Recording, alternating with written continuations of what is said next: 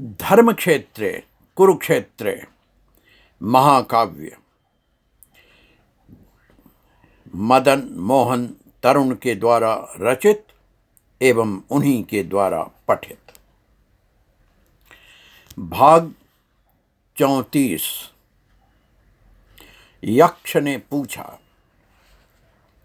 हर किसी के जीवन में ऐसी घड़ी अवश्य आती है जब जिंदगी उसे उसकी सीमाएं बताती है। महाबली पांडवों के जीवन में भी कुछ ऐसे पल आए जिन बंधनों को वे भी तोड़ नहीं पाए। फिर भी उनका धर्म प्राण इतना प्रखर था कि कठिन से कठिन पलों में भी भास्वर था। एक के बाद एक गए जल लाने पास के सरोवर से, परंतु उनमें से लौटकर कोई भी नहीं आए। तब हुई चिंता महाराज युधिष्ठिर को। वे गए स्वयं जब सरोवर के तट पर, पाया अपने सभी भाइयों को मृतक। पड़ा था पास ही अर्जुन का गांडीव, पड़ी थी महाबली भीम की गदा भी पास ही में। नहीं था उनके शरीर पर कहीं कोई क्षत, सबके चेहरे थे अभी भी भास्वर। फिर भी नहीं था उनमें जीवन का कोई लक्षण। सोचने लगे, किसने किया कार्य यह असंभव? क्या मिला दिया दुर्योधन ने छिपकर जल में जहर? जैसे ही उतरे वे सरोवर में जांचने को जल, वैसे ही गूंज उठा उनके कानों में चुनौती भरा एक भीषण स्वर, प्राण प्रिय हो तो मत करो जल का स्पर्श, मरे तेरे सारे भाई करके यही दुस्साहस। यदि लगी हो प्यास तो दो मेरे प्रश्नों के उत्तर। यदि मैं हुआ आश्वस्त, वापस लौटा दूंगा तुम में से किसी एक भाई के प्राण। तब बोले करबद्ध युधिष्ठिर, प्रश्न पूछें श्रीमान, करूंगा प्रयत्न यदि हो सका सफल प्रयास। कौन है संसार में ऐसा बुद्धिमान, हो जो लोक में सम्मानित, हो जो सब प्राणियों में माननीय, फिर भी हो मृतक समान।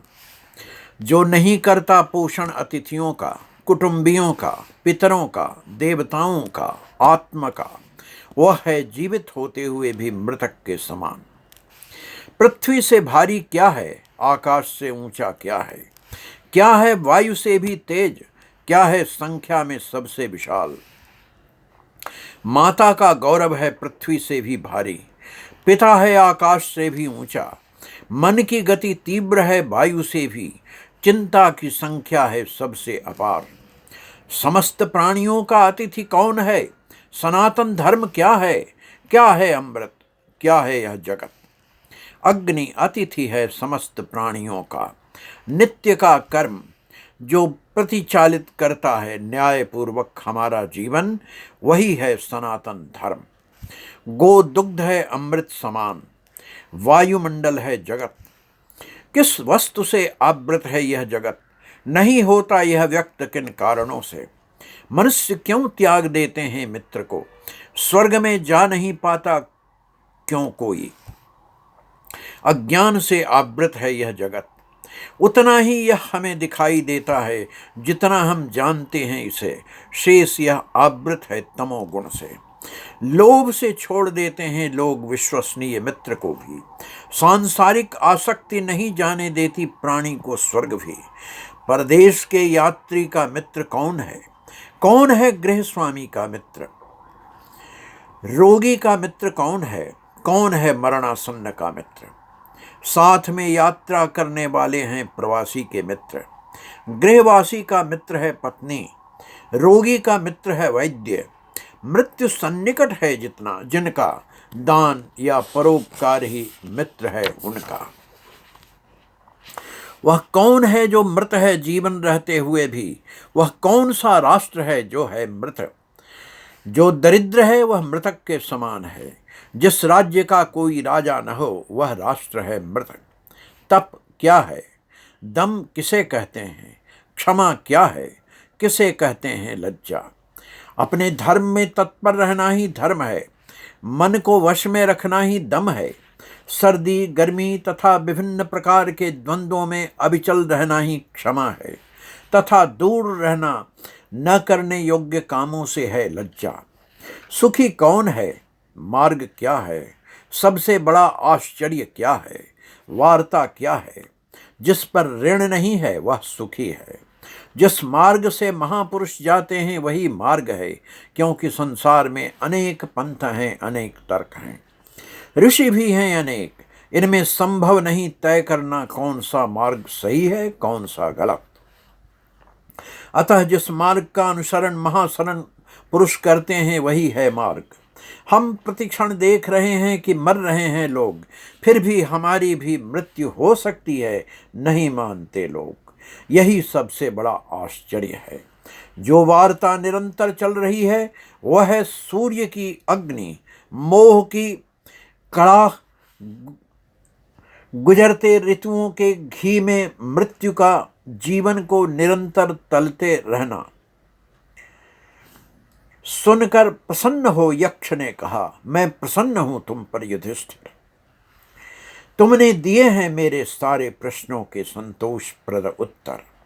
मांग लो, इसके बदले में अपने किसी एक भाई के प्राण। कहा युधिष्ठिर ने करबद्ध, लौटा दें मेरे नकुल के प्राण। साश्चर्य यक्ष बोला, नकुल के प्राण? मांगा भी तो मांगा सौतेले भाई का प्राण।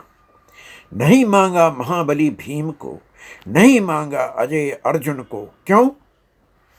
बूढ़े युधिष्ठिर, जीवित हूं एक पुत्र मैं माता कुंती का, अब चाहिए कम से कम एक जीवित पुत्र मेरे पिता की दूसरी पत्नी माता माद्री का। सच है मेरे लिए समान, सब है मेरे लिए समान। तब कहा यक्ष ने,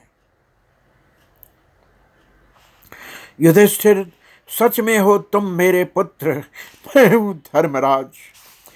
तुम्ही से मिलने के लिए रचा था मैंने यह सारा जाल। आज हूं मैं तुमसे गौरवान्वित पुत्र, लौटाता हूं इसी पल में तुम्हारे सभी भाइयों के प्राण। इतना कहते ही धर्मराज के हो गए सारे मृत भाई सब प्राण। सबने छुए धर्मराज के चरण, सबको आशीष दे लगाकर गले कहा धर्मराज ने, 1 वर्ष बाकी है तुम्हारे गुप्तवास का, देता हूं आशीर्वाद।